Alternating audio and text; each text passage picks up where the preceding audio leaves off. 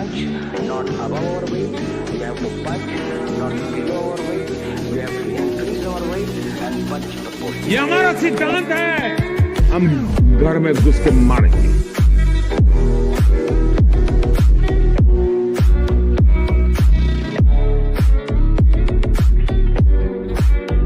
You know, victims of terrorism do not sit together with perpetrators of terrorism to discuss terrorism.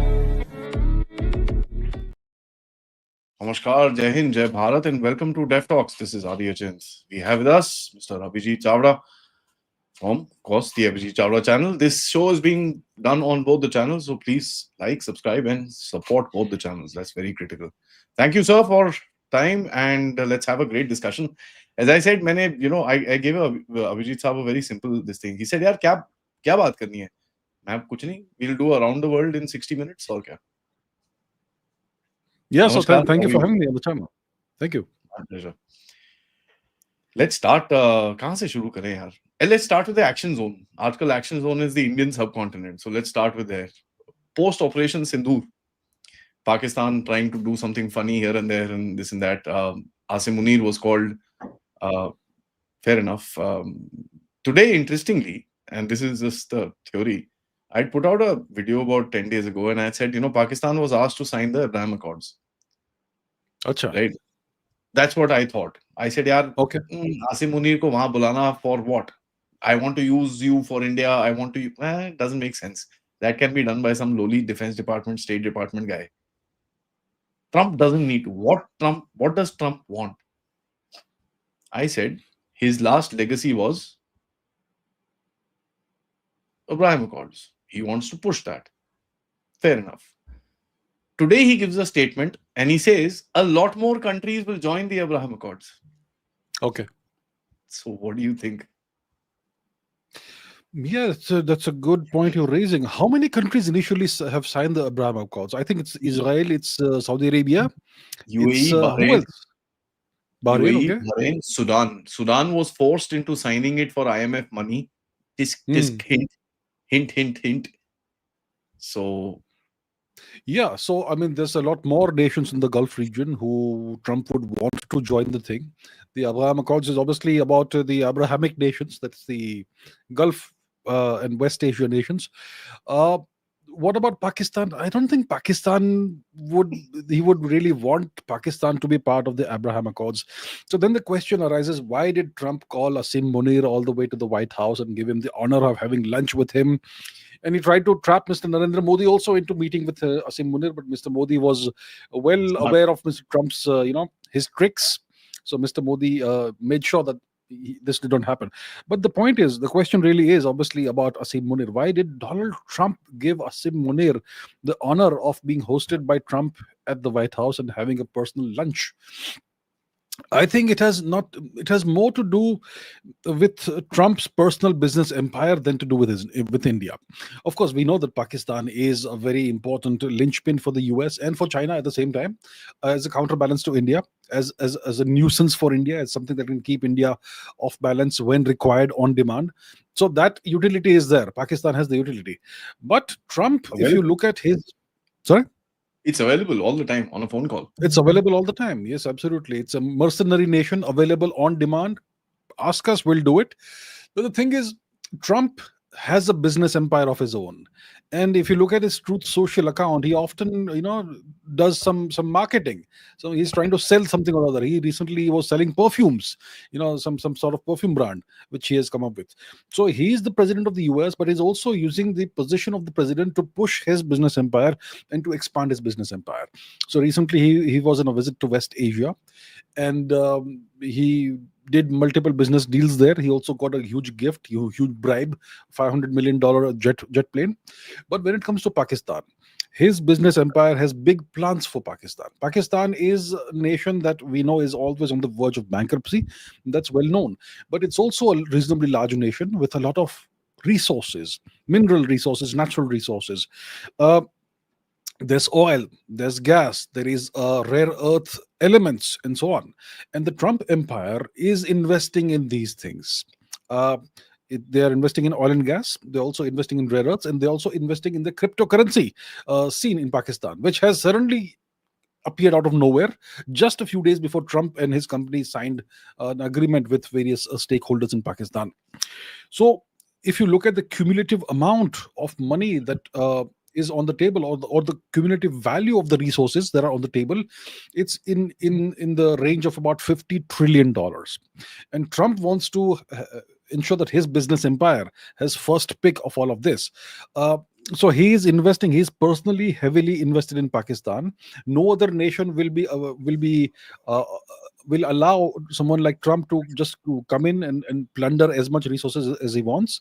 So Pakistan is that unique nation, and that's why Trump is very invested in Pakistan personally. And obviously, you need security guarantees for any business operation, any extraction operation, which is where the Pakistani army comes in. And Trump's, let's say, his business associates or his employees, you could say, they went on various scouting trips to Pakistan, and they all were given the privilege and honor of meeting with the Pakistani Prime Minister, the defense, the overall, the Asim Munir guy, and so on. So I think that Asim Munir being hosted by Trump in Washington was a continuation of that. There must have been possibly some India angle, also some discussion of India, but it was mostly about Trump's business empire and its expansion into Pakistan. That's the way I see it, and there is plenty of data and information available in the public domain that corroborates what I'm saying. So I think it's all about Trump and his business empire. Yeah, fair enough. I'm going to still kind of stick my neck out there and say कि ये sign कराएगा उससे और मरवाएगा इसको. We'll see. Yeah, sure. That's quite interesting because Pakistan needs money right now, and it needs Yes. needs to get away from the China trap. There's no question about it. Interestingly, when you look at this region, Pakistan was also used, and I have quite a bit of on-ground evidence. I have my sources there who've kind of told me 2 airfields were used by Americans to do fly cap missions, short-range fighter cap missions. Fighters took off from here, didn't land back in Pakistan. They landed back in their bases or their aircraft carriers or whatever the hell happened. And of course, Pakistanis were also flying cap missions and stuff like that over here. There are doubts which came out, and which is what the right wing in America said, that Pakistan might give Iran the nuclear weapon. Now, we all laughed at it, but the right wing in America believed it. That means Trump believed it as a security perspective. So apart from his business, do you think that played a hand as well? Yeah, there's the Iran factor very much, and I think it's reasonably well known now that the Noor Khan Air Base was being operated by Americans, right? Apart from any other airbase that I'm not aware of. I'm aware of Noor Khan, so it is the word is now leaked out that the Americans were exclusively operating the Noor Khan Air Base, and whatever casualties may have happened there would have been American casualties. I'm referring to Operation Sindoor, of course. And then $350 million estimated. Sorry to interrupt you. Those kind of a subterranean base. I did my research. There was a base in Texas that was blown up by a hurricane. That time, 2018, it was $350 million. Okay. So you can imagine what the Americans lost in Noor Khan.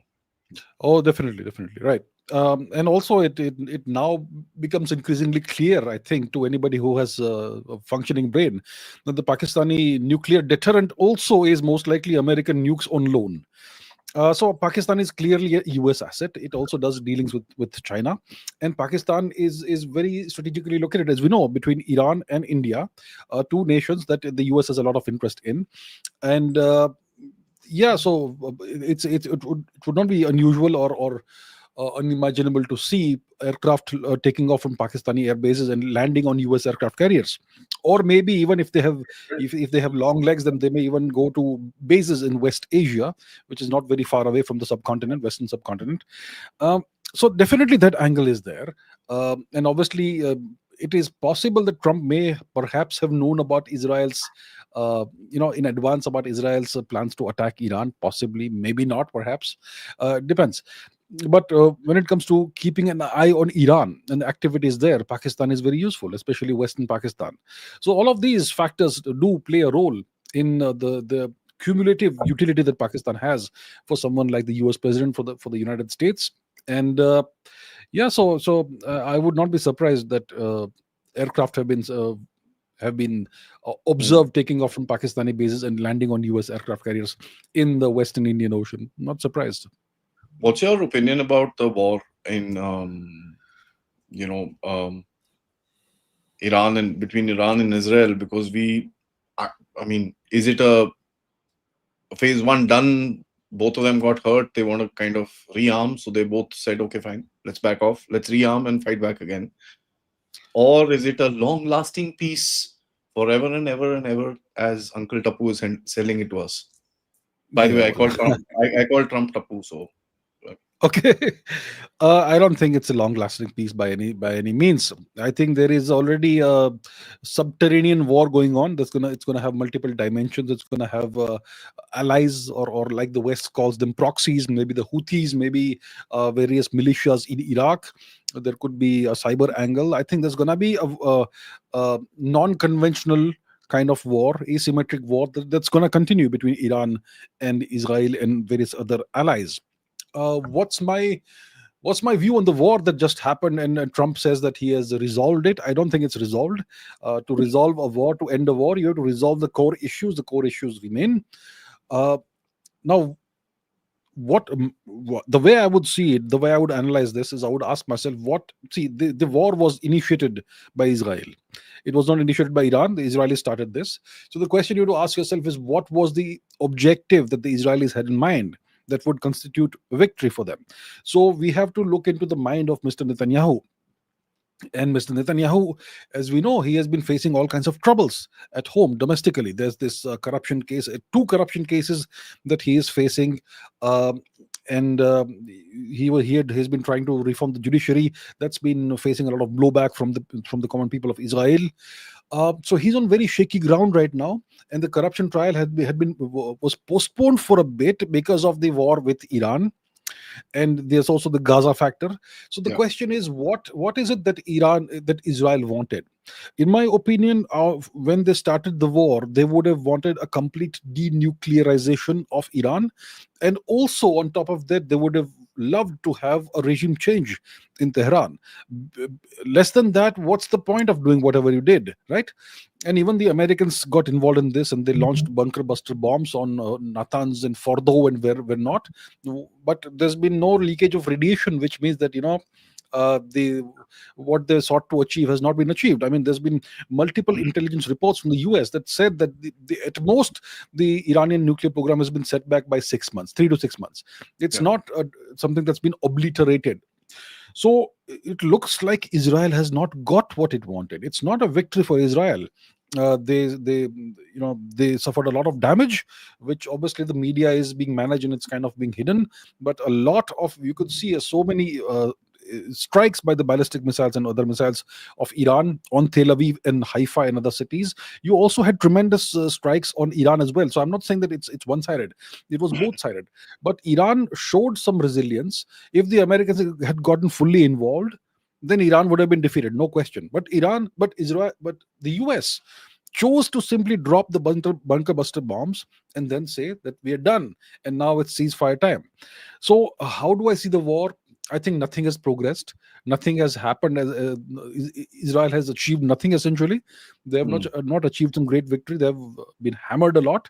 Iran has been hammered a lot. They've lost a lot of their top-ranking IRGC personnel, top-ranking IRGC leaders, nuclear scientists, their Fordo, Natanz, etc., Isfahan bases, nuclear sites, facilities have been hit, and it's going to take them some time to rebuild that.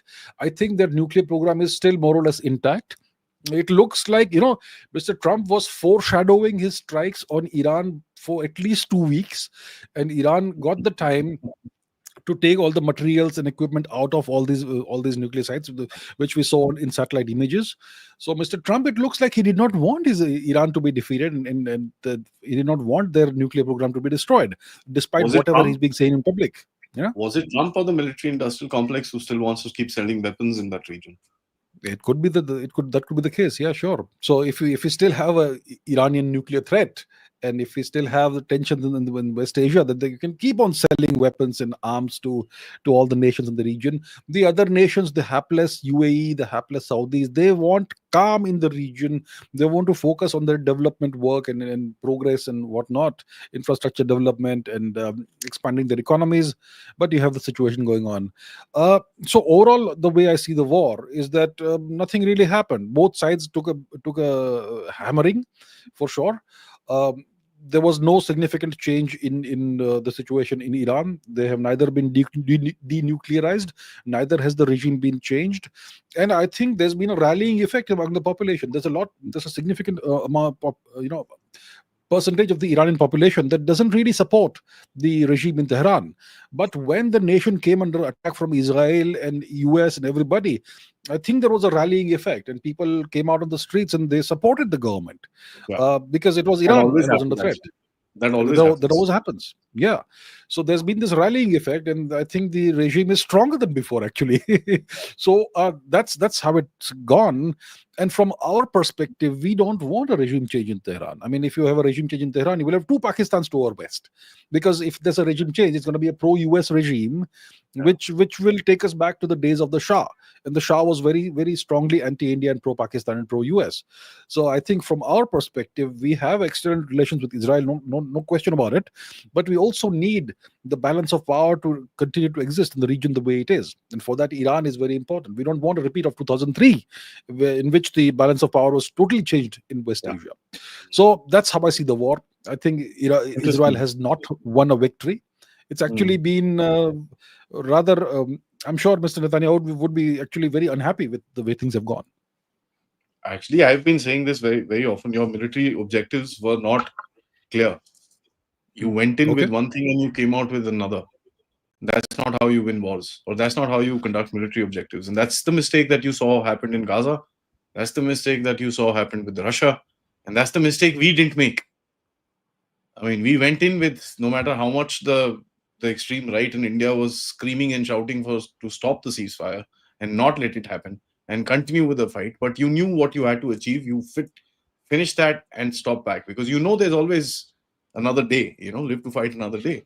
And that's something which is very critical in a battle scenario.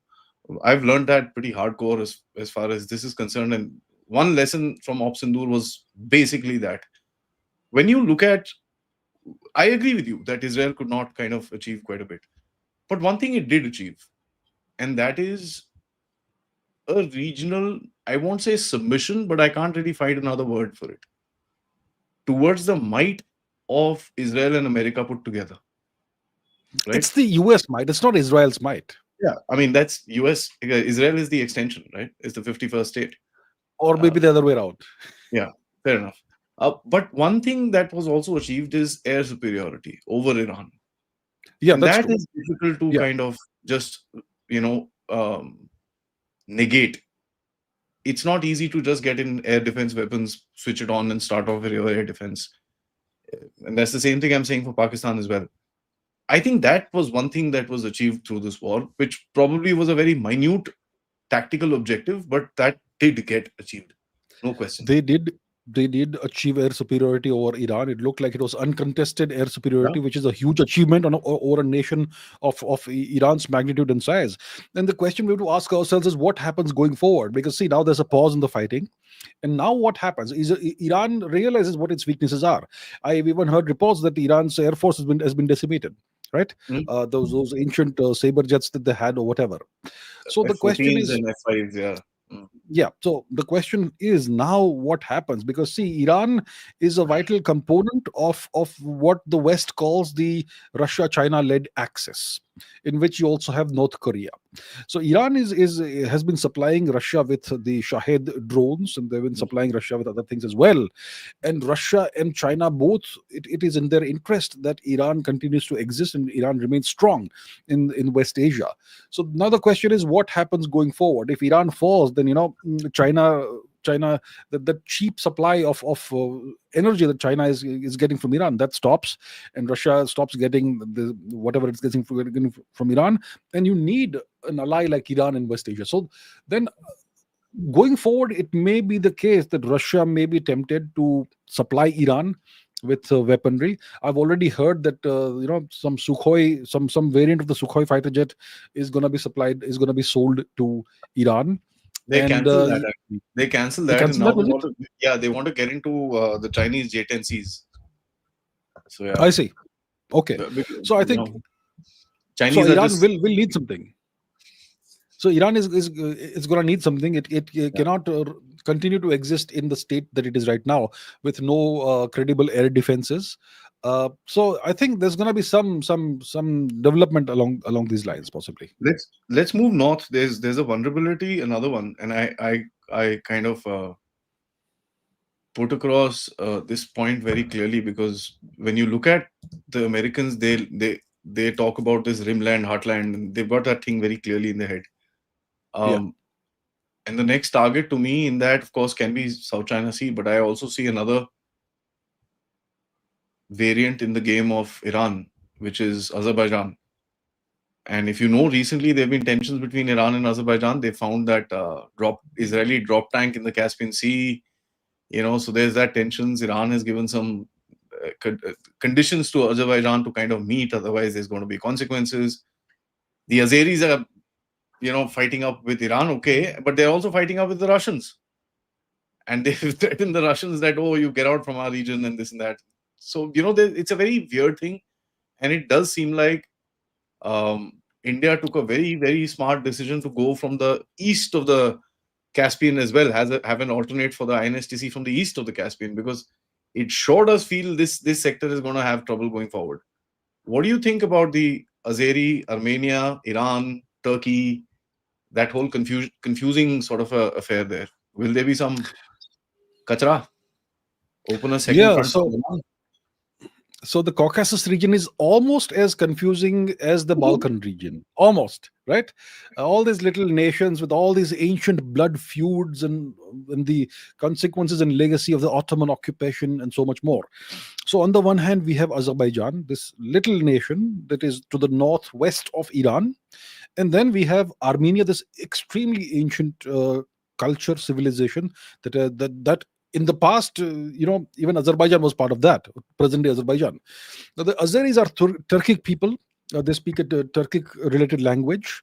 And they who are Azerbaijan's allies? First of all, primarily, we have Turkey. Turkey is Azerbaijan's primary ally. But secondly, we also have Israel that is supporting Azerbaijan, right? And who is supporting Azerbaijan's arch enemy? Armenia. It's India that's supporting Armenia. So we and Israel are on opposite sides when it comes to the Azerbaijan-Armenia situation. Now, Azerbaijan is interesting from the Iran's perspective, because when you go to Western Iran, a significant percentage of the population is Azeri people, ethnic Azeris. If you look at Iran overall, we think of Iran, historically, we've thought of Iran as Persia. But today, if you look at Iran, only 50% roughly of Iran's population is Persian, and the others are different ethnic minorities. So, a significant population, a percentage of the population in Western Iran is Azeri. And Israel's calculation is that if we cultivate Azerbaijan, then we could potentially tap into the Azeri population in Iran and have them potentially in the future, maybe in some day, rebel against the regime, or maybe act as our agents and provide intelligence and so on. So, it's a very good ploy that Israel is playing. And that's one thing. Secondly, Turkey has these big ambitions, these neo-Ottoman ambitions. Mr. Erdogan sees himself as a future sultan, perhaps, despite his advancing years. And Turkey has this dream of creating a pan-Turan corridor, which essentially connects Turkey with the Turkic nations of Central Asia, Kazakhstan, Tajikistan, not Tajikistan, Kazakhstan, Kyrgyzstan, Uzbekistan. Turkey to Turkestan. Turkey to Turkestan, yes, all the way to possibly East Turkestan in Chinese occupied territory. So to create this pan-Turan corridor, you would need to erase one nation from the map of the world, which would be Armenia, and that's why the project has been to do that. And the recent conflict in 2020 and all the troubles ever since between Armenia and Azerbaijan are a part of that project, and Azerbaijan came out on top in the 2020 conflict. And this is not good for Russia. Russia actually should be supporting Armenia. Armenia seems to have the sense that Russia has not supported us enough, and there are also allegations that some Armenian leaders and politicians are bought out by the West. Okay, allegations. I'm not saying it's true or not. I'm just saying it's been around. So there is this complicated situation over here. From our perspective, India's perspective, we support. Which are the nations we support? We support Armenia. We Iran. are selling them weapons. Yes, we support Cyprus. We support Greece. So it looks like we are creating a coalition of the nations that are aggrieved by Turkey. And But Israel is kind of working with Turkey, and it's Funny kind thing of is, Israel is on the bolstering other side. Azerbaijan. Israel is on the other side, and America is on this side with Russia. It's complicated, super complicated. So even the US would not want Turkey to become that expansionist and create a pan-Turan corridor and have all of that. You need all the blocks to balance each other out, and you want the balance of power, geopolitical power, hard power, to remain the way it is. Now, Turkey is very important from America's perspective because it is squatting on two extremely important choke points: the Straits of Bosphorus and the Straits of the Dardanelles. And Turkey has been rent-seeking this geographical location ever since the Second World War ended. So Turkey has these ambitions. Armenia simply wants to keep on existing, and it's got all these wolves at its door. And Iran obviously will be aggrieved with Azerbaijan for the role that Azerbaijan is playing as a proxy of Israel. So there is that. So Iran, a Muslim nation, is working against another Muslim nation, Azerbaijan, and Iran is working with a Hindu nation to support a Christian nation. That's the complicated situation, that we have in a nutshell in this region. So the Caucasus region is super complicated. We have all these little ethnicities: the Dagestanis, the Chechens, the Georgians, the Azeris, the Armenians, the Russians, the Turkic people, and so much more. Very complicated, very, very complex history. But hopefully this explains kind of what's happening there. Yeah, and if you go north, you got the Mongols, the Tatars, and the whole Slavs, and this and that starts up. So that's interesting. Let's actually go north, and we see for once America has taken a hard decision of stopping military aid to Ukraine. Now, interestingly, Trump tried it once. He stopped the intelligence. They got hammered for 3 days. And I think some people went back and said, don't do this, man. Poor chap is getting hammered. So I think he switched it on again. But I also believe Trump can't walk away from Ukraine without showing strength. It can't be a beating retreat. It needs to be a strengthened retreat. So he has to keep supplying Ukraine with some amount or the other. And that kind of elongates the thing. So how do you think this whole Russia-Ukraine thing is going? Because interestingly, yesterday Wang Yi went and spoke to the Chinese. I've not known the Chinese to speak loosely. You know the statement he gave yesterday. He says, we want the Russian war to continue because then America is stuck there. Otherwise, they will swing and come towards us. Now, we all know that. But this is the first time there's an admission from the Chinese. And I don't think the Russians are going to like it. So how do you think that geopolitical power game is going to open up? Look, so first of all, we have to understand Russia and China aren't really allies. Russia doesn't see China as an ally. Russia sees China as a burden, Right. as a liability. But they have no option but to go along with the things the way they are right now, as of today. Russia's FSB has, one of their memos has leaked out in which they regard China as the enemy, and China has a pattern of treating Russia as a junior partner and of bullying Russia. And they have been more and more aggressive cartographically against Russia in recent times. So Russia understands what the deal is. China is no friend. China is no ally. And if you look at the geography, it becomes very clear that Russia and China are actually natural adversaries. They simply can't be allies. If you want to see two natural allies, it's India and Russia, because we have nothing in common. We have no disputes. We have no border issues. We are far away from each other, and so on. Now, when it comes to Ukraine, the Chinese would be delighted if the Ukraine war goes on for the next 10 years, because America is stuck there. It's bogged down there. It's always something that the US president has to keep in mind. That, Ukraine needs to be kept active as a war zone, and you can't allow Ukraine to fall. And I think Mr. Putin is okay with that. For whatever reason, Mr. Putin has decided, he has chosen to adopt the long war approach. Let just keep it going, keep it going. I mean, when the war started in 2022, there was a Russian column that had reached the outskirts of Kiev, right? A Russian military column that had reached the outskirts of Kiev. They could have taken Kiev. I mean, there would have been a siege, a battle, or whatever. But Russia's military superiority is well known to everybody, and they would have taken Kiev. But for some reason, yeah, maybe there's the hand of Mr. Johnson and Miss Angela Merkel also somewhat in this. Okay, that's also there. But Russia withdrew, and ever since then they've been fighting this low, stagnant war thing, Grinding war. and yeah, grinding war. We have all these little fronts that have been opened, and it just goes on forever. And see, Russia overall has done fine. They are not in danger of running out of ammo or running out of spare parts or any such thing. And on the actually, it's the other way around. Their industrial complex is really ramped up, and now they may have surpluses of these things. And they also have their air force, which is mostly in reserve. It's hardly been used. So the question is, what is Trump trying to achieve? In the past, also, like you said, like you rightly said, he switched off the tap for a few days and then he restarted it. So is he trying to send a message? Trump is that sort of person. He will do all kinds of contradictory things. He's always he's always got some short-term angle. I want to achieve this, and let me do something else in some other direction. So he's always trying to achieve something short term. But does Trump have the capacity to think long term? I'm not really sure about that. Maybe he does. He's not a stupid guy. But Yeah. overall, it's the US military industrial complex, and it's the Pentagon that's running the war with Ukraine. So how do I see this going? I think it's going to go on. I think it's up to Russia to decide what to do. If Russia decides to make a proper move on Ukraine, on Kiev, they can do it in the next week. I'm pretty sure. See, right now, what's the month? It's June, right? So it is not the Rasputitsa season. There's no bog or anything.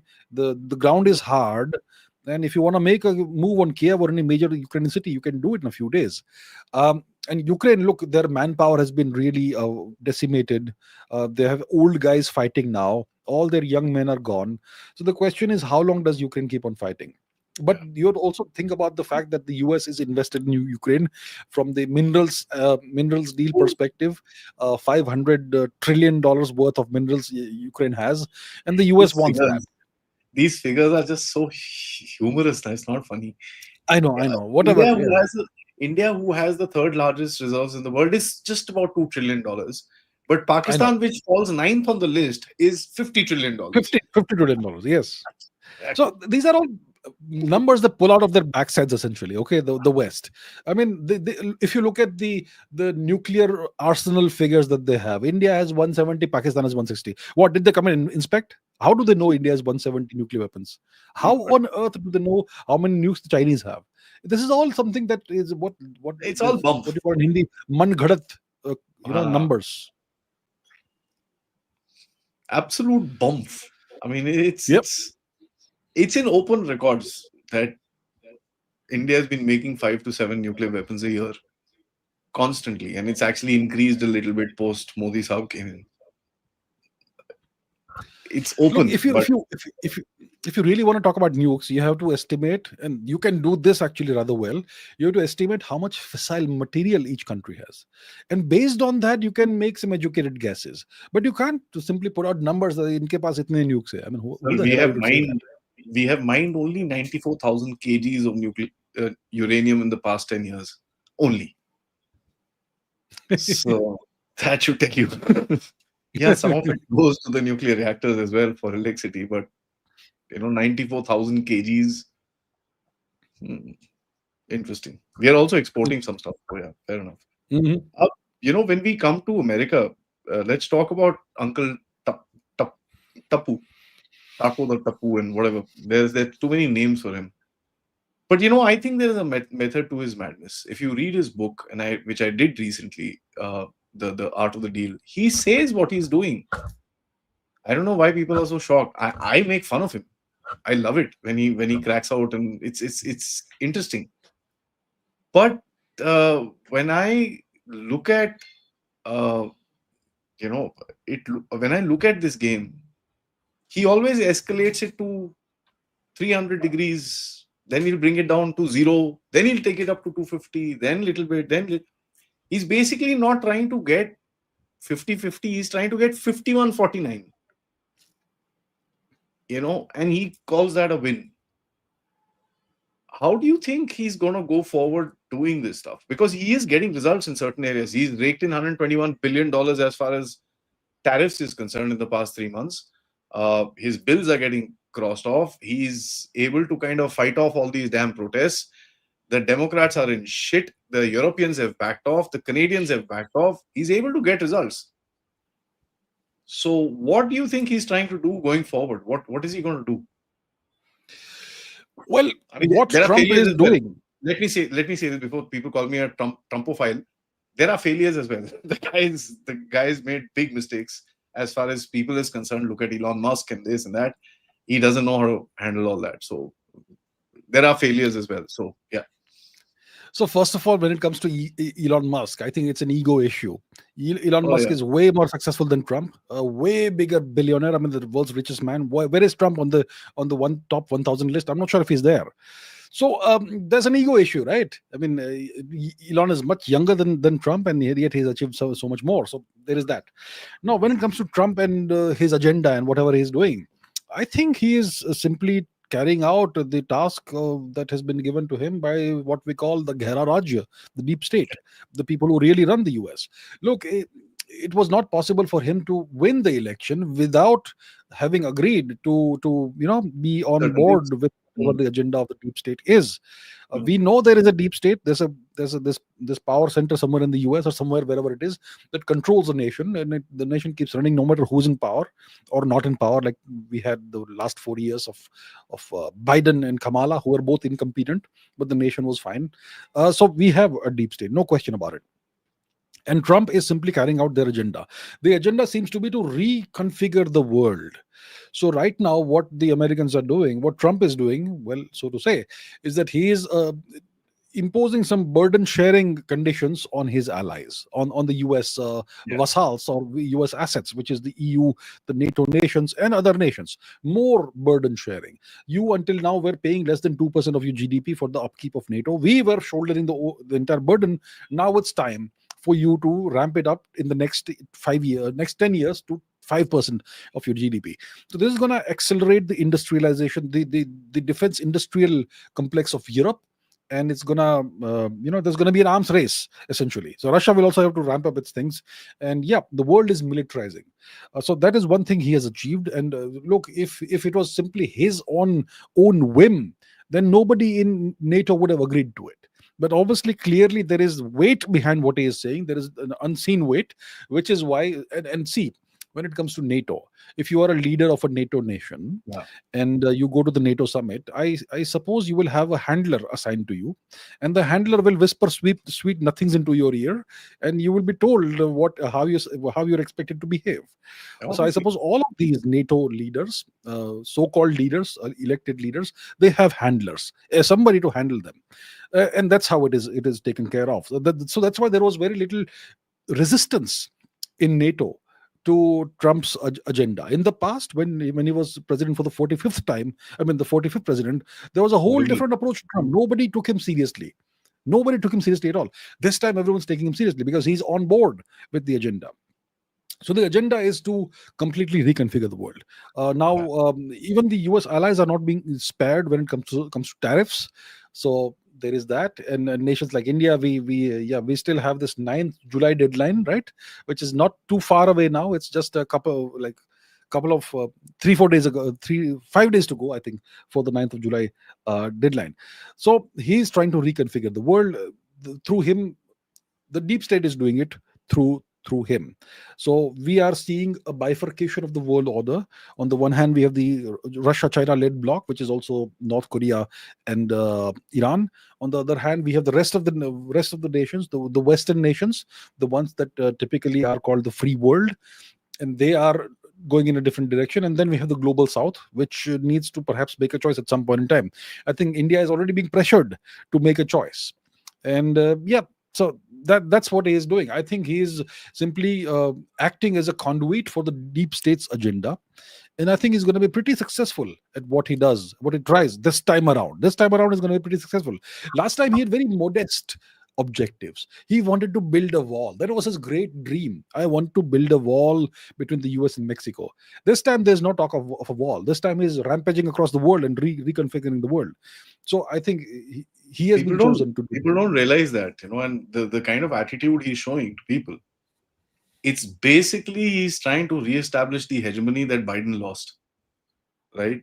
He's trying to do that by just ridiculing everybody around the world. You look at everyone. He's ridiculed Modi, Putin, Xi Jinping. He's ridiculed everyone. And he's doing this on purpose, by the way. There's a method to his madness. It's not this thing. Guys, let me just say this: those of you who follow me on Twitter, I will still make fun of the guy. I mean, why not? His tweets are funny. I mean, come on. Oh, he's super entertaining. Super entertaining. He probably sits on the shit pot and goes after all those hamburgers that he eats. Especially those posts on Truth Social with capital letters interspersed within a sentence and whatnot. I mean, I love it. Seriously. Oh, I've started doing that actually. I started putting capital. Yeah. Thank you for your attention to this matter. Yeah. He's probably sitting on a shit pot, Melania calling him for outside. Yeah, I'm coming.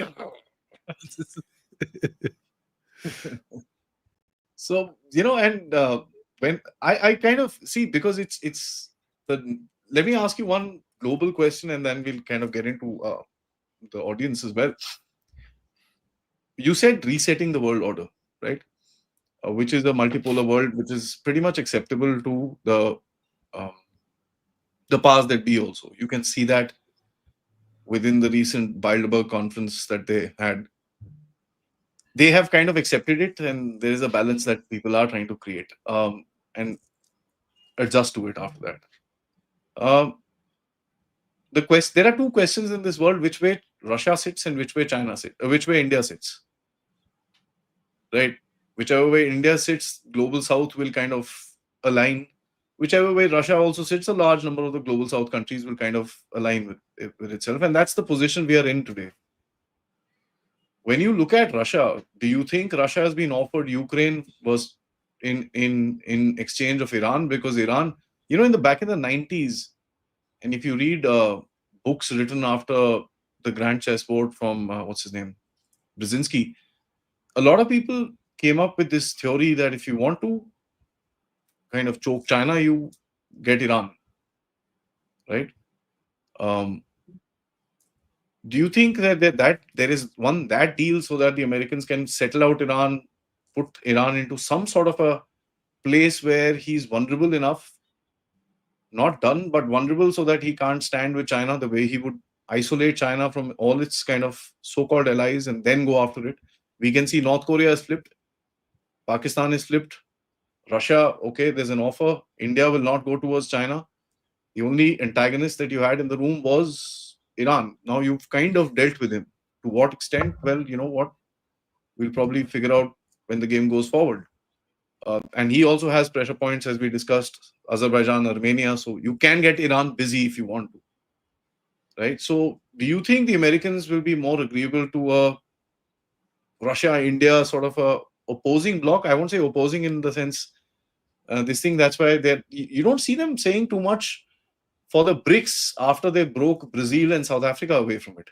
I mean, they've broken their back as far as the BRICS is concerned. Both of them are stepping away from China. Do you think they're okay, fine, India, Russia, this segment we can deal with the Middle East around, we can figure this out? How do you think this global order is going to open out into a multipolar world? Because we'll see that happening in the next 10 years, 5-7 years. Russia, India, China, if it kind of exists in the same way and doesn't do anything stupid, Japan, Saudi, Israel, there will be power centers coming up. So how do you think this whole thing kind of settles out in the balance of power sort of a game? Yeah, first of all, about this potential offer that the US may give to Mr. Putin. You take Ukraine and you give up Iran. Well, what Mr. Putin would ask himself is, when has the West been trustworthy? Yeah. So, okay, you That's offer us... Yeah. Exactly. You offer us Ukraine, but tomorrow after you gobble up Iran, you're going to open up Ukraine again. You're going to Yeah. start the whole matter all over again. This is something you've seen over and over with the West. Yeah. So Putin will not take a Western offer such as that seriously. When it comes to RIC, for example, Russia, India, China, well, China is the spoiler. China has been attempting to bully Russia as well as India. So China is the spoiler, and as long as China doesn't amend its attitude and its approach, RIC simply can't happen, and BRICS remains a symbolic kind of organization with some economic clout because of the New Development Bank and whatnot. But overall, BRICS itself doesn't really become an alternative to, let's say, NATO or EU or something. As long as China keeps behaving this way, and China is not going to change its methods and its behavior. Uh, so Brazil is no longer that pally with China. Let's say South Africa also. These nations obviously they will do whatever the US says, right? So BRICS becomes a non-viable thing. It's simply a symbolic thing where people go and meet once in a while. And this time, Mr. Putin isn't visiting Brasilia or wherever in Brazil, and He's even at least Mr. Xi coming Jinping. online. This monkey is not even coming online. Okay, Xi Jinping is not even coming online. Yeah, Putin is addressing online, and he's got 2-3 other engagements which are online. Okay. Uncle Ching Pong is saying, "Bhaiya, main nahi aa raha." Mr. Xi is not interested this time for whatever reason. So it's clear that BRICS is simply a symbolic kind of thing. Economically, it has some value, but overall, as a strategic bloc, it's not something that's long term viable. What about India? India and Russia. I think the West has been reasonably tolerant about India and Russia. It all depends on Mr. Trump's attitude. So India and Russia don't really pose a threat to the West. Russia doesn't. I mean, if you look at NATO and the logic for ramping up their percentage of the GDP spending on NATO from 2% to 5%, they are citing the Russia threat. They are saying that, Mr. Putin will start marching his tanks into Poland and whatnot, that sort of thing. And that's why Poland is being built up as the next bulwark and the frontier nation for NATO, and Poland is being turned into what you would call a European military superpower. So they do cite the Russia threat, but I think overall everyone knows that Russia is not threatening to invade Europe or any such thing. Russia simply wants to take care of its boundaries and its borders, and Ukraine is the borderlands of Russia, which is why Ukraine is important, and it's a red line for Russia. So the question is, what happens to India? If India continues to have the relationship it has with Russia, will the US tolerate it? It depends on what they want from India. If they want India on their side vis-a-vis China, then they will need to tolerate that, of course. And maybe there is some element of that when it comes to the Dalai Lama's recent announcement. Maybe this was coordinated in some way. Maybe there's some understanding. So I think as long as the US sees China as their major threat, they're going to have to make some accommodation for India's strategic autonomy. Otherwise, it doesn't work. If you simply start bullying us, then we will simply go and deal with Russia. And even if we have a problem with China, we're going to find our own ways of doing it. Yeah, and we can take care of ourselves. Of course, we may lose out economically to some extent because of Western whatever, but I think there are certain lines that the US can't cross when dealing with India, and they have to accommodate our strategic autonomy into that. So I think that's the direction in which the world is going. It's pretty confusing. There's so much happening at the same time. Are we going towards a multipolar world? I think eventually we're going to go towards a tripolar kind of world. One is the Western-led bloc, one is the China and whoever else-led bloc, and one could be a global South kind of nations who are like confused and roaming around. They're not sure where to go, and possibly the West could co-opt those. Maybe China. If I may rephrase this thing, I think it's going to be a more of a center bloc. And Sanjeev Sanyal recently was on a talk with John Mersheimer, this chap.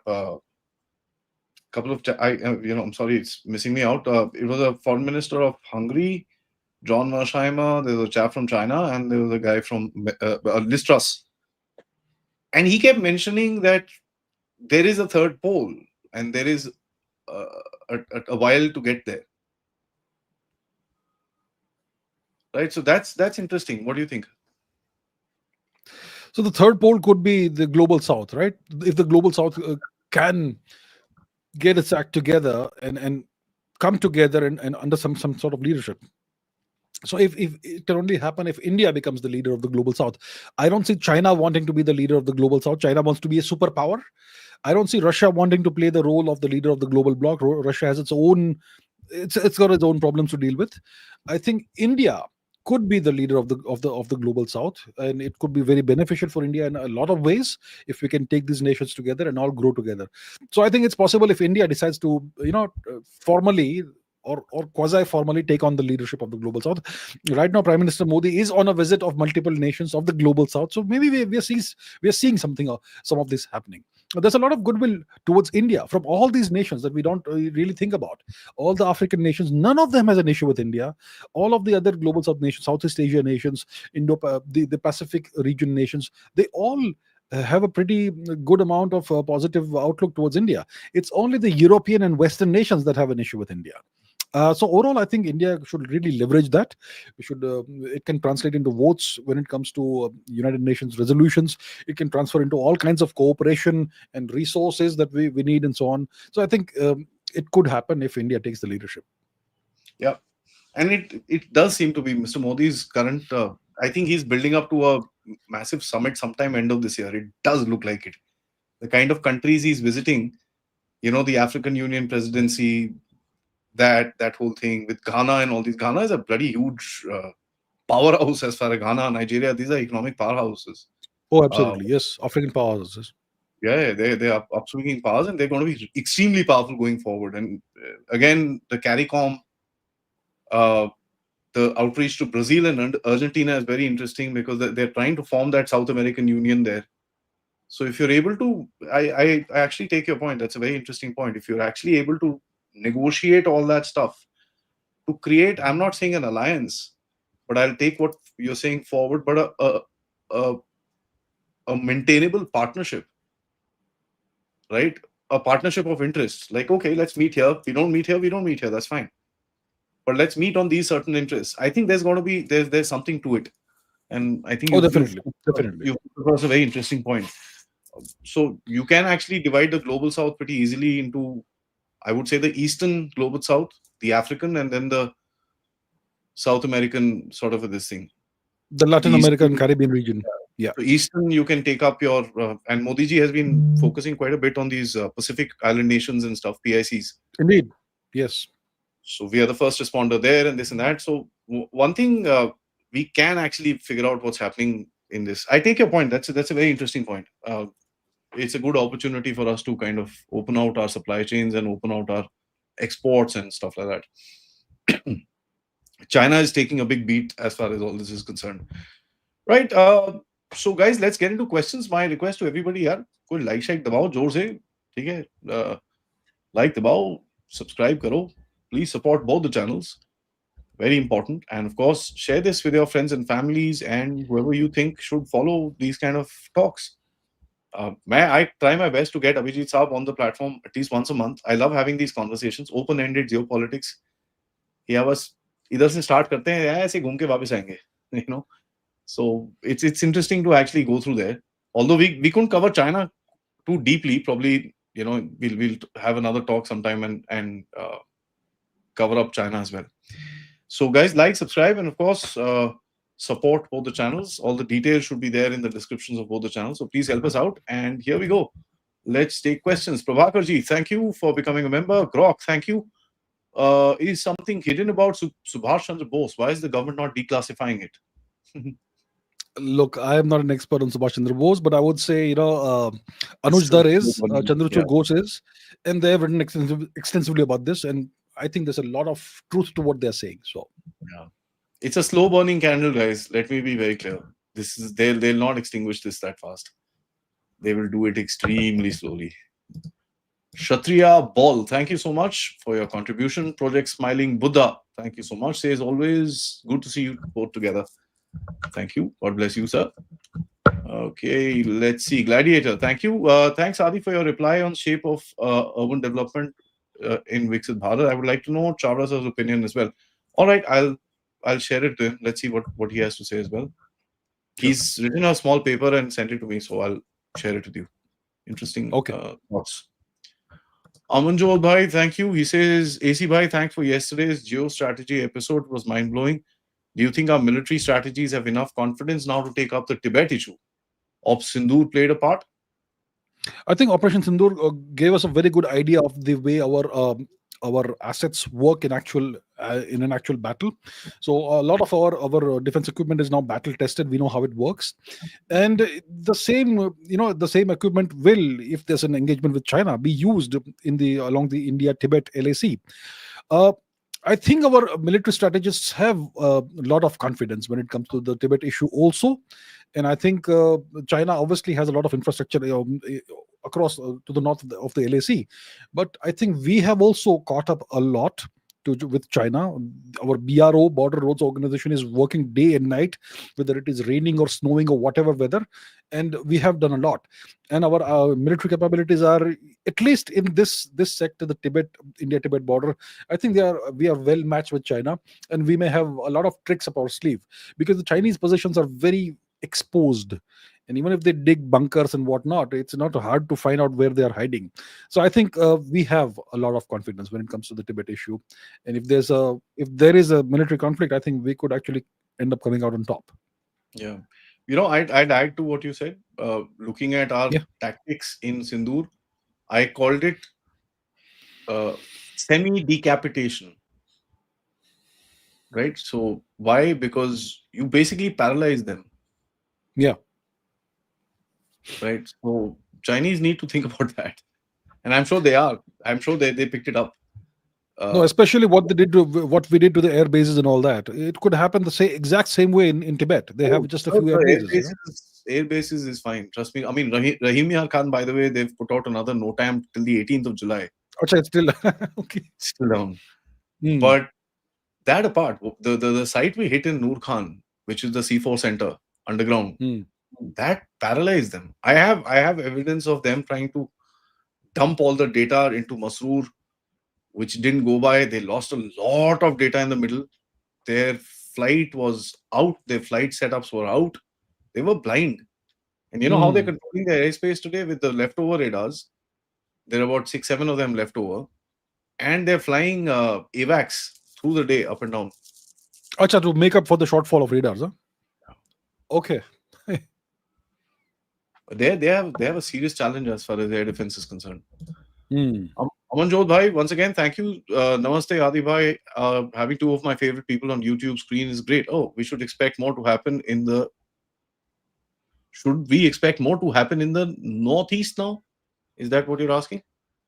Northeast of India. Well, that's a very sensitive region, and there's a lot of nonsense happening in that region.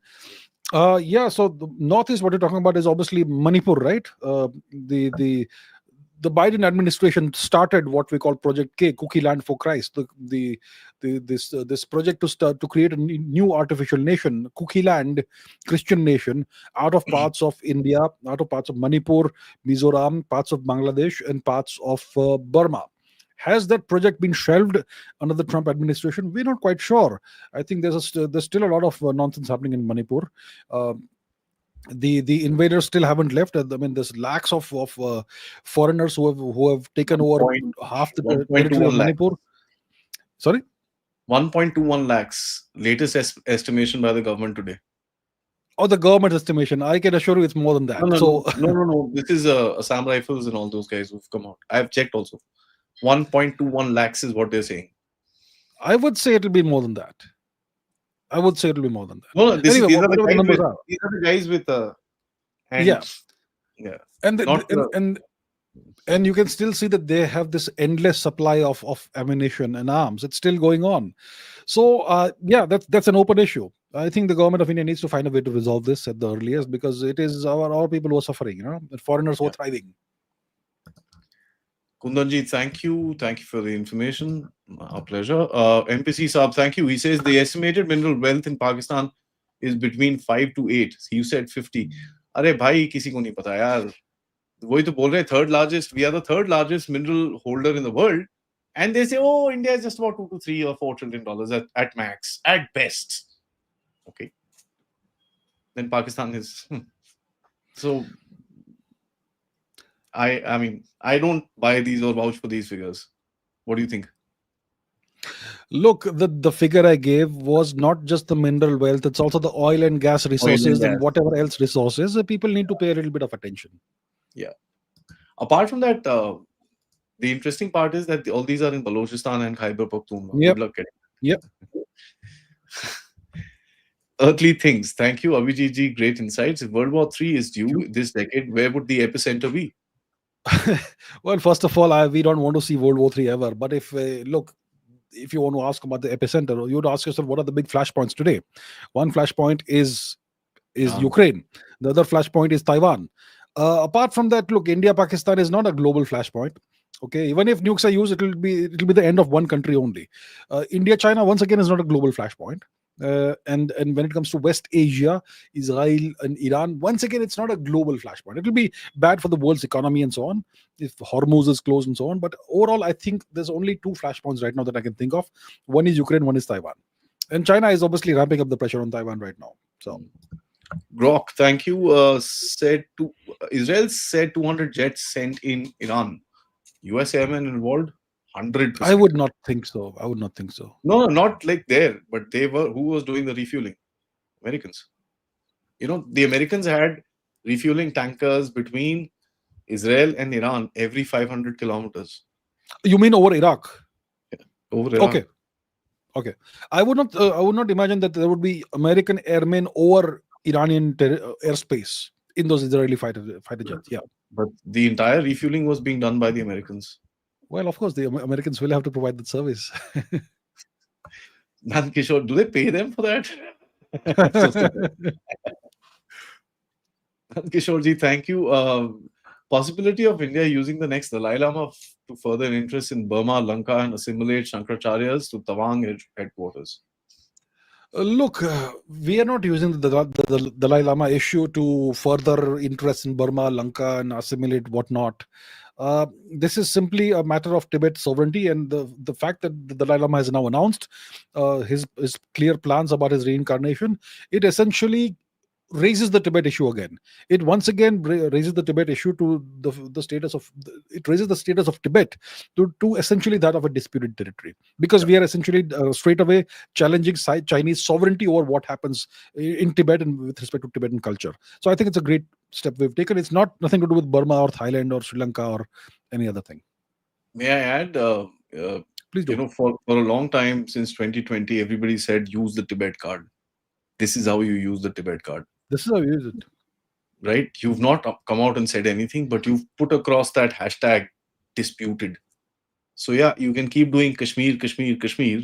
Look inside, buddy. We got you right there. That's the game that you will play with China, because dekhiye, China ka funny system hai. You know what China wants? He says, okay, I'll give you Arunachal, you give me excitation. So start claiming stuff with China and play the same game with him. And exactly, that's what you'll have to, you'll have to kind of do because this. See, we, for whatever reason, we recognized Tibet as a part of China in 2003 explicitly, and the moment we did that, they started claiming Arunachal Pradesh. There was a disastrous move. So I think we are now doing the right thing. I'm happy to see this. Yeah, Rajiv ji, thank you. Chavda sir, what are the chances of a militarized Quad?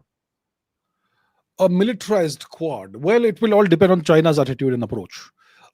If China, plays various games, maybe in the Tibet region, maybe in South China Sea region, and so on. I think a lot will depend on India's approach also. If India feels more threatened by China, then Quad may be militarized. Otherwise, we'll say, nahi, zarurat nahi hai. So we'll see. We are securitizing it, not militarizing it, with the new Quad Coast Guard initiative and all that. Prablamji, thank you. It says Sino-Wahhabi leftist alliance media now trying to portray Bharat as anti-West instead of Panchsheel stance. How will this impact Western society? How can this be countered? Panchsheel stance. I'm not aware of those. That was the India-China thing that we had in the 1950s. Bharat anti-West. Yeah, I mean that's the Western approach, the Western media's attitude towards India has changed a lot in the past 3 years. It all started in February 22, when India refused to go along with Western sanctions against Russia. And ever since then, there's been a barrage of anti-India articles and analysis in the Western media and Western think tanks. Recently, I saw some ragtag British guy writing about India as an enemy or something. So, look, why should we attempt to change their opinion? We should ignore them, mind our own business, and work towards making our economy larger and growing our economy. That's it. How do Did we you read? care what somebody else thinks?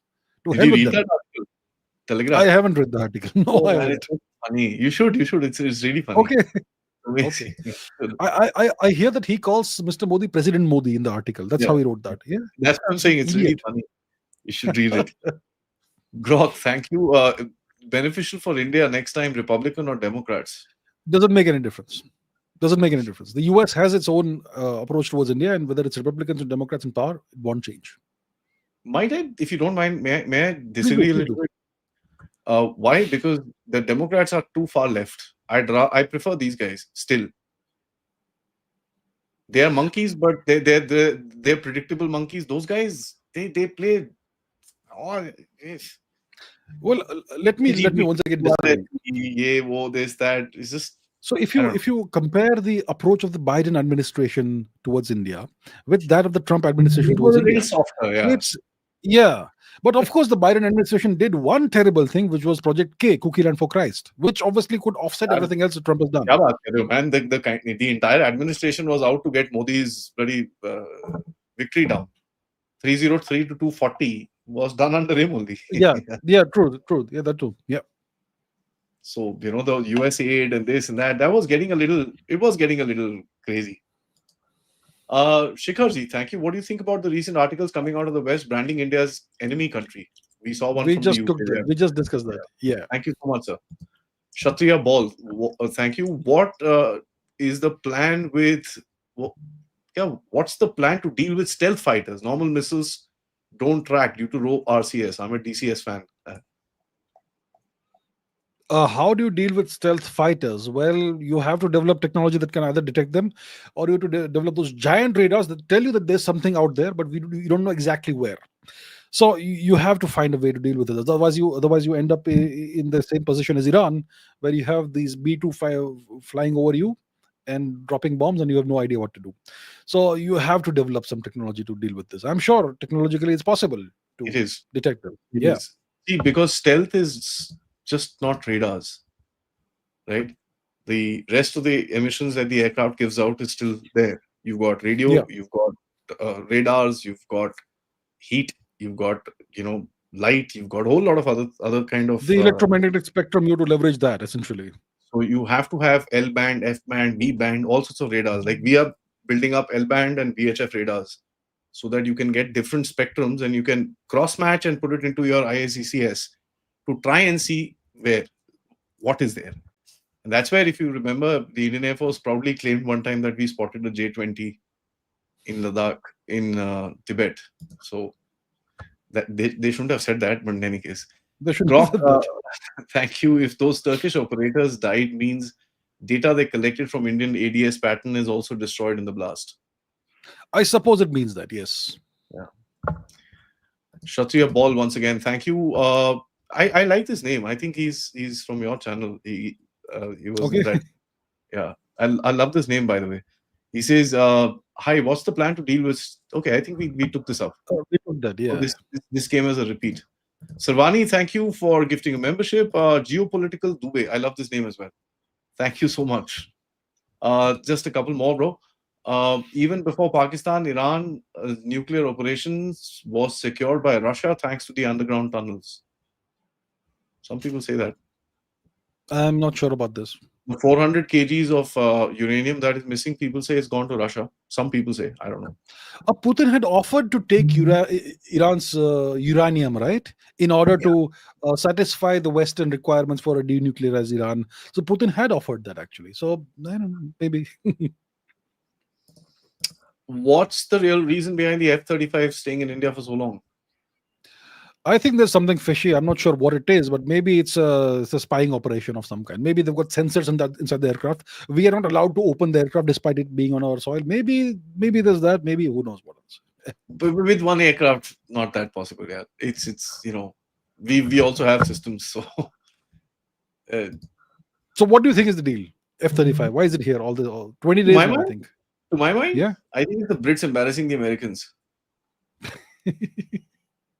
Yeah, you asking me to pay 5% of my GDP, fair enough, I'll pay, but I'm not buying your shit. Yeah, geopolitics is weird. Anything is possible. Secondly, fair enough. Oh, Let's say anything so is. he tried doing something funny, right? Let's say he tried doing something funny, and the sheer factor that he's sitting down here, that means we brought it down in some way or the other. Okay, because the Indian Air Force also said we detected and identified the British Navy F-35 and brought it down. They very pointedly said that. Yes. Yeah, so fair enough. These kind of games do happen. We are, one thing is there after this fracas that took place. We know our armed forces is far beyond what we think that they are at. Actually, These guys are at a different level. So I have Yeah. stopped. Yeah, तुम देख लो यार. तुमको पता है. You guys will figure it out. I know, because the way you beat the pants out of these guys, 88 hours capitulating a country, बाप. ठीक है, चलेगा. No problem. अच्छा, ये देखो. Jaishankar admitted 3 Rafales were lost. अरे कौन है ये भाई? कौन है? Come on, man. I don't. ये कौन है लोग? इनको मजा आता है क्या? कहाँ से मजा आता है क्या इनको? That's why I took this up. Rashmi ji, are there new players in the deep state? Trump's approach is not how the deep state, George Soros and company worked when the Democrats were in power. A video by Elon, India is accepting India's strategic autonomy. Yes, ma'am. I've been saying that tech guys have moved in. The lefties are out. No, but who is Elon to accept our strategic autonomy or not? Who is he? He's the richest man in the world. That's all. No, but ma'am, those don't go by those AI videos. But there are new players in the deep state for sure. Okay, the lefties have been moved out quite hard. Problem Ji, thank you. He says 2 more actually. Last 2 questions. US has more than 700 bases around the world, and they are a democracy. It's a benchmark on example of creating artificial enemies and coming as a savior. See, I'll tell you what. This is a benchmark for how to run an empire. The US is not a democracy. The US is an empire.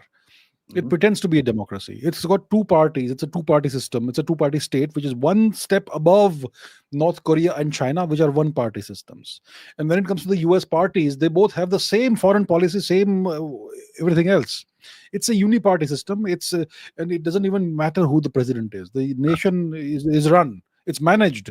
So it's actually an authoritarian nation. It's a dictatorship that masquerades as a democracy. It's an empire that masquerades as a democracy. And that's how you run an empire. You can learn a lot from them. You're not traveling to to the US anytime soon, right? They check your social profiles. Oh yeah, they do. So I have this joke. I keep cracking jokes on these Americans. They can go screw themselves. I don't care. I'm not going there. I don't even want to go there. So I keep saying, people talk about privacy in our country. They keep crying about Aadhaar and this and that. These same people will open up their social media and give photocopies of their backsides to the American embassy to get the visa. Yeah. Right? And they cry about all this stuff. And last one, Prasanna ji, thank you. He says, why didn't India build toolkits to play fault lines of the West? Not sure what that is. No, why didn't we build toolkits against the West? Like you the mean West media toolkits and all that. For Yeah. that, you need a media empire, right? That's at your disposal. We don't have it. We have never bothered to build one. So we don't even have a single Indian propaganda mouthpiece like the Chinese have Global Times and CCTV and whatnot. The Germans have DW. The Americans have Fox News and whatnot, CNN. The British have anti-BBC. We have nothing. We have never bothered to do it. So then how can we play the game, right? That's the question. Absolutely correct. All right, brother. Thank you so much for this time. It was actually good fun talking about this. We should do this around the world, sort of a series, as a matter of fact, so that people know that ye kuch hone wala hai. Thank you so much. It's always a pleasure. Thank you so much for having me. Thank you. With you once again. Namaskar. Jai Hind. Namaskar. Jai Bharat. Jai Hind.